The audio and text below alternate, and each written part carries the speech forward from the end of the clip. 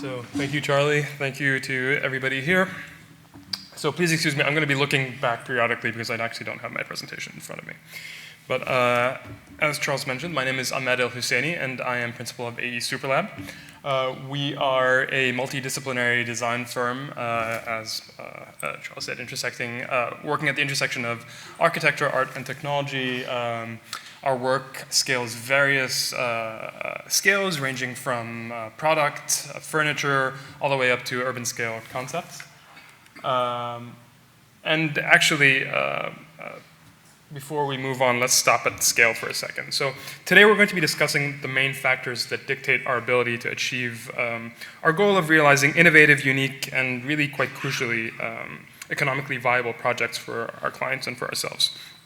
So the three main factors are the design tools that are available to us, the fabrication and construction methods that are available to us and our clients, and the economic viability of the above in relation to the projects at hand. So we're going to be using, and this is the reason why I actually don't have the title of the talk up here, is similar to Elisa. It's kind of changed a little bit in the months past, but we will be using parametric systems as a jumping off point for our discussion. But along the way, we'll describe our explorations via a number of different projects using a number of different techniques, ranging in scale from the very small to the very large, and we're going to address the unique opportunities and challenges that we encounter as we ask our tool set to scale up and down. So I'm going to start with this project. This is actually not one of our AE Superlab projects. This is the last project I worked on at KPF. I was the lead designer on this, which was an invited competition for a 111-story tower. We may have worked together on this even, Charlie. I'm not sure. But this was in 2013. We won the competition. The project didn't end up getting built for various reasons. Fast forward to 2014. And I find myself working on this chair because we just started a new practice. We have no clients and no projects, so you design and build a chair. And looking back at these two projects, I'm constantly struck by how similar both the design process was and also the tools that we used to actually get there. So in both cases, we leaned very heavily on parametrically driven geometries. In both cases, because we needed to come up with multiple iterations very quickly. In the case of the tower, we need to test different spatial organizations and forms. In the case of the chair, we actually want to make much smaller tweaks as we test out different iterations of the chair in terms of human dimensions, ergonomics, etc. So the question kind of starts to present itself. So does that mean that for our purposes as designers, scale doesn't really matter? Are they both kind of the same? And kind of not quite. You can kind of see here, this is actually exaggerated a little bit. I don't know if you can even see the chair, but these are two very, very different scales that we're operating at. So in order to answer that question, let's take a look at the design tools that we have available to us when we're working on the chair. So here we're firmly in Superlab territory. We're no longer working with the resources of a kind of a world-class a firm like KPF. We're a much smaller firm. We're just starting out. So this is the tool set we have available to us. We have rapid prototyping tools. We have VR and AR tools. We have analysis and simulation tools. All of these tools are actually very similar to what I was used to working with before, and to my surprise, and I'm sure many of you are familiar with this, I think in the last 5 or 10 years, these kind of tools have become democratized. They're available to anybody who has the will to learn them, and if not the exact same tools, then the versions thereof that are actually quite serviceable. Also, as a small studio designing a chair, we have some fabrication tools that are available to us. So we have all sorts of CNC fabrication, we have additive manufacturing, we can design custom joints and connectors, which is really a crucial element. And we can even work with customizable material properties. We can 3D print in materials with various degrees of flexibility, strength, etc. So when we're talking about scale, does that mean that these two projects are kind of, does that, if we're working with, is this a similar tool set? This is kind of our creation kit. Is this creation kit similar or comparable to when we're working with a large project like a tower? And in this case, surprisingly, the answer is kind of yes. there's a superset of this fabrication toolkit that is available to companies and to clients in particular that have budgets that allow for it. So we can actually design components with a large degree of customization. We can design, we can work with creating custom design materials and materials with very specific properties. And you know, working at a certain scale of practice, this is something that's not uncommon. However, what we quickly find is unless you're working at a very small scale, like a chair, or you're working with at a very kind of rarefied level of practice where your clients and your budget allows for that, there's a huge swath in between that as a firm we find ourselves in where we don't have that. And what we have to do is we have to kind of be deep generalists. We have to take advantage of all of these. Our clients are not necessarily, they don't always have the largest budget. Oftentimes they're startups looking to launch a new product or they're kind of launching a new business, and they want the innovation and they want the uniqueness, but they don't necessarily always have the budget or the timeline to be able to hire 15 consultants and spend all of that money on developing new fabrication methods. Therefore, when we ask, does scale matter? Yes, of course it matters. And as a firm that kind of has worked in a variety of scales, what we're going to be doing today is we're going to be presenting a number of our own projects. And after this past presentation, which is kind of very mathematically sublime, we're going to be bringing you very much down to earth with a broad range of projects of varying degrees of complexity. But what we want to do is we want to present kind of maybe one version of what current design tools and current fabrication tools can do for kind of this middle ground of practice that really strives to be unique and individualistic, but at the same time is working with somewhat limited resources. So moving one level up in scale from the chair, this is a project called Totem. This was developed for a startup company that was aiming to design a platform for solar power collection, energy storage, 5G telecommunications, and electric vehicle charging. And it was meant to be deployed in a variety of urban settings at a variety of scales.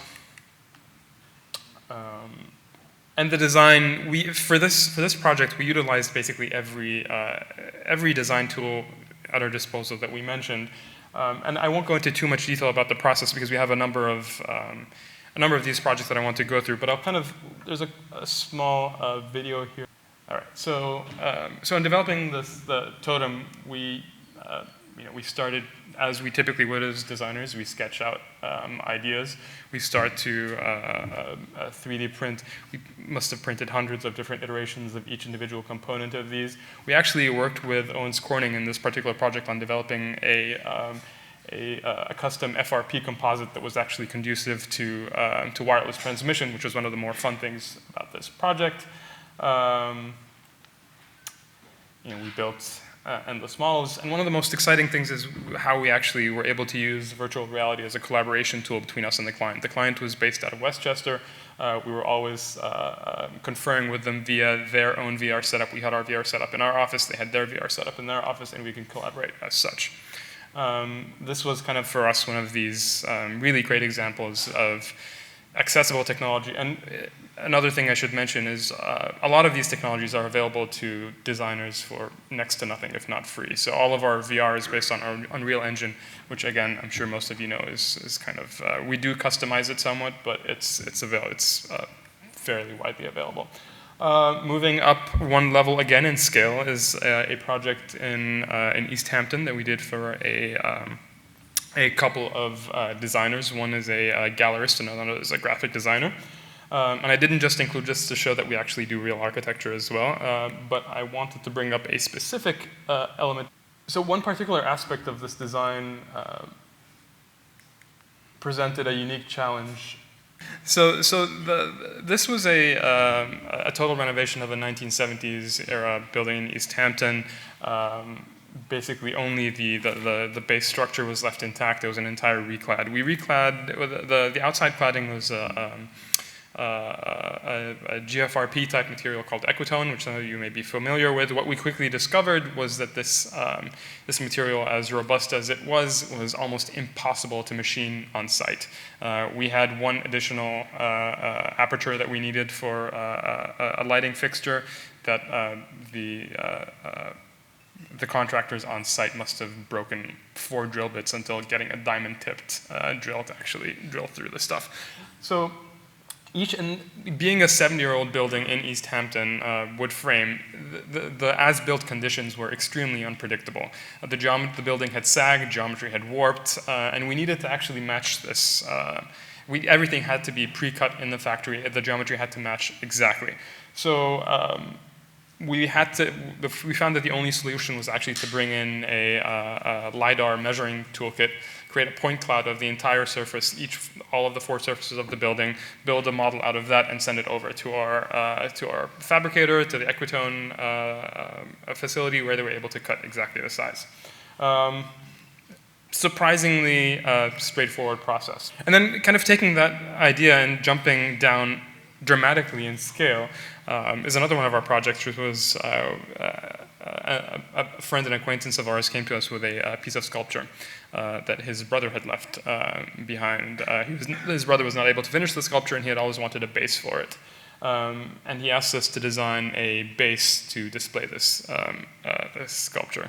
Kind of taking from what we had learned from working with point clouds from the LiDAR scans, we were able to use, in this case, photogrammetry, so taking a whole bunch of different photographs from different angles of this sculpture to create another point cloud, take it into first Rhino, then 3D Studio, and then Unreal Engine, and actually build a VR model of this sculpture kind of suspended within this a new display that we designed that our friend, and in this case client, was able to actually walk around and get a sense of what this sculpture would look like in actuality.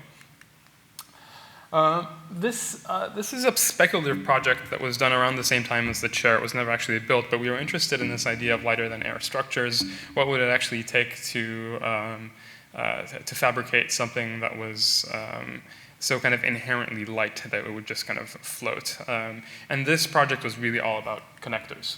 How can we design a system of connectors that was robust enough but light enough to actually support this type of design?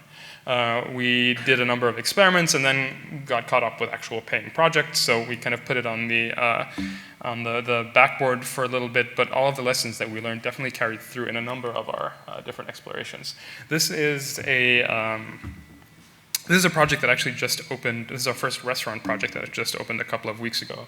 The project itself is a fairly straightforward, fast casual restaurant, but we kind of had a very limited budget. We had to be very careful where we spent our money, and together with our client, we designed this illuminated soffit that our client loved and was going to be the focus, the centerpiece of the design. We started bidding out the project, and none of the contractors would even touch this thing. They said, we have no idea how to build this. We have no idea how to source this. It's just not going to happen. So we ended up building it ourselves.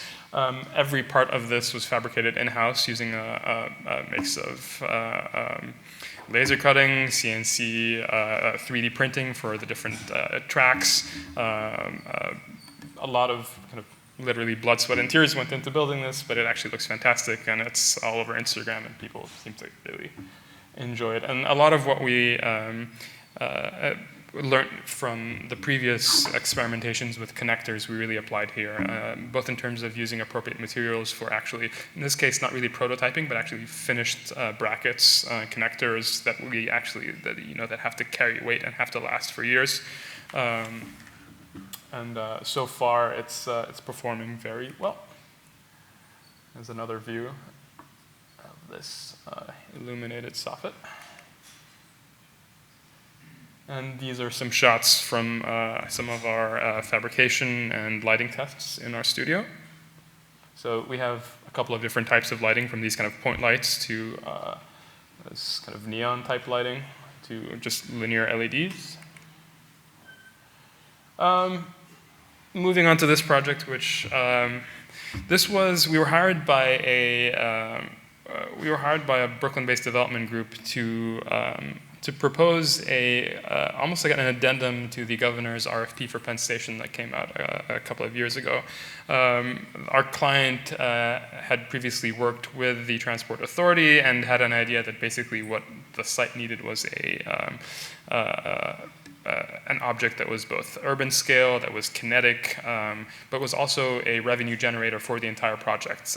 His view was that the Penn Station redevelopment had gone through a number of different iterations that had never been successful, just because there was never an economic driver for this. So initially, we were approached with the idea for a Ferris wheel, design a Ferris wheel for us that would sit on top Madison Square Garden. We thought maybe that's not the best idea. So we were able to convince them to actually look at a few different alternatives. I won't get into too much of what this actually, how this works or how it performs, but the idea is that you have these viewing gondolas that go up and down. The actual 3 rings represent the 3 boroughs, and there's a lot of informatic display technology that can actually be embedded into the superstructure, as well as the 3 illuminated rings. So this was another one of these fun projects that we find ourselves doing quite often. We had another client who told us that they were going to Burning Man and that they wanted a costume. And we said, fantastic, that's great. We definitely want to build that for you. So we ended up coming up with an entire outfit. This is just one part of it. This is the headpiece. So we wanted to design this kind of futuristic yet somewhat kind of the robotic headpiece that would still enable her to breathe through it and actually see through it. And we came up with a couple of different ideas. Here we are actually testing her for a fit. So we produced just a paper and cardboard, a few different paper and cardboard test models to see how it worked. This is my colleague, Edson, who's sitting over here, testing some of our 3D printing, 3D fabric printing tests that were for some of the rest of the outfit. And then we started developing different iterations of the actual headset, in this case using Grasshopper as our parametric driver, until we finally reached the form that we liked kind of aesthetically, but also functioned in terms of actually allowing her to breathe and see through. Just a few more images showing some of the process of experimenting with 3D printing on mesh fabric, so creating basically a 3D printed fabric.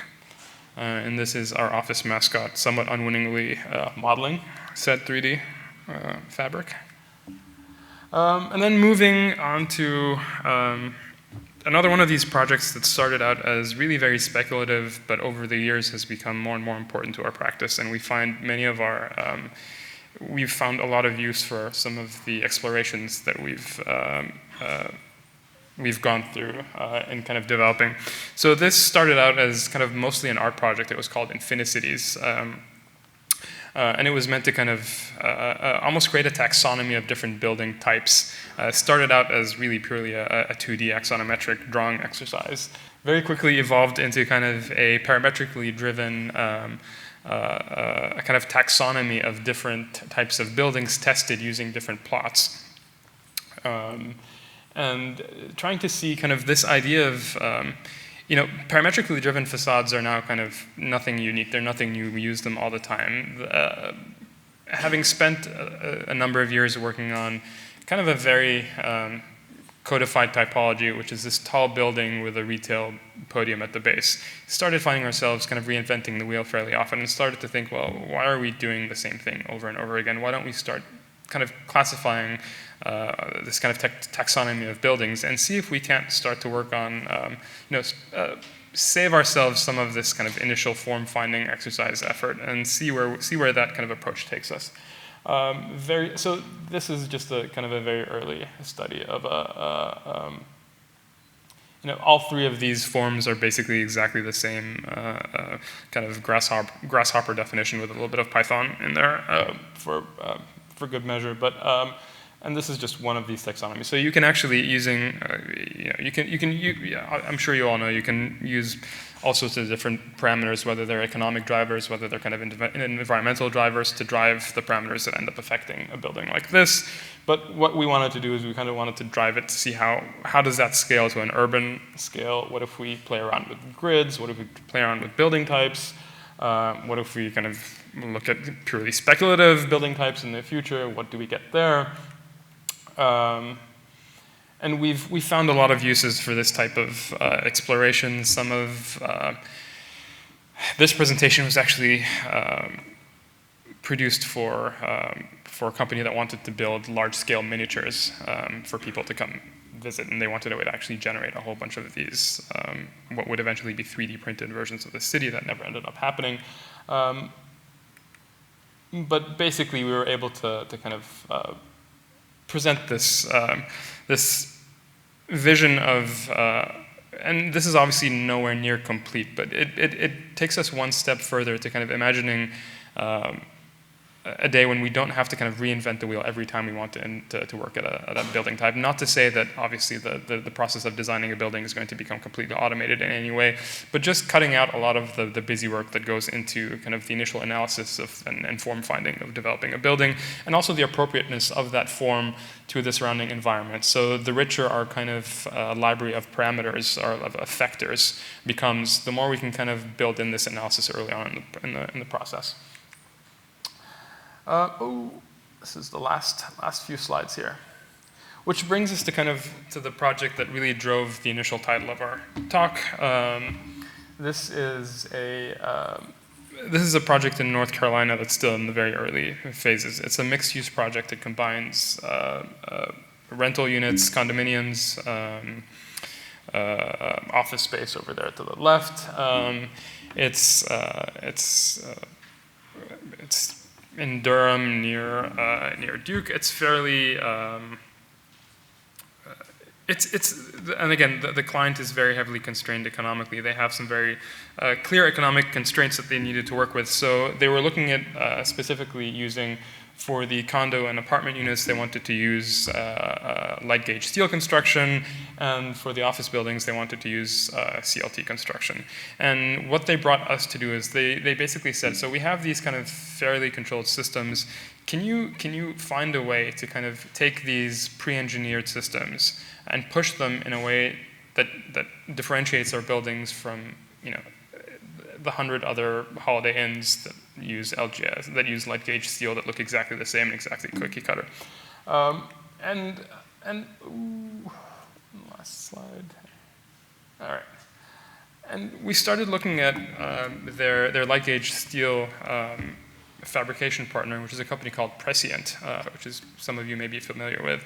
And we were surprised to find that that their production line is actually heavily automated, but it's also almost entirely robotic. It's extremely programmable, and yet they, for reasons that most likely have to do with liability and repeatability and really perhaps a lack of perceived economic benefit, they tend to stay with the same prefabricated frames, even though they have a very sophisticated structural analysis tool also that is perfectly capable of handling more kind of more robust and maybe more expressive structures. Similarly, with the CLT projects, it becomes all about the connections. It becomes all about creating custom joints and connections, and how can we push that. So this is something that we're currently right in the middle of, and we're looking at various ways that we can kind of leverage our. You can hardly see the rest of this image. Leverage these kind of all of that tool set that we have. But where we find ourselves stymied, and this is kind of maybe where all of this comes together, is as a medium to small practice working with clients that don't necessarily have the largest of budgets. This project kind of represents this large swath of architecture that really doesn't get a lot of face time in the press, but really represents the majority of buildings that are being built. These 10-story, 12-story buildings, multifamily houses that all tend to be cookie cutter, that look exactly the same, and they really don't need to be, especially with the advance of these kind of very sophisticated production lines that are now starting to approach, in terms of economic viability, your standard kind of preset, pre-tooled, prefabricated units. So if there's anything to take away from this kind of presentation or conversation, I would say is really for us to try and push these, our construction partners to catch up. So as of now, as designers, our tool set has become incredibly robust, incredibly accessible.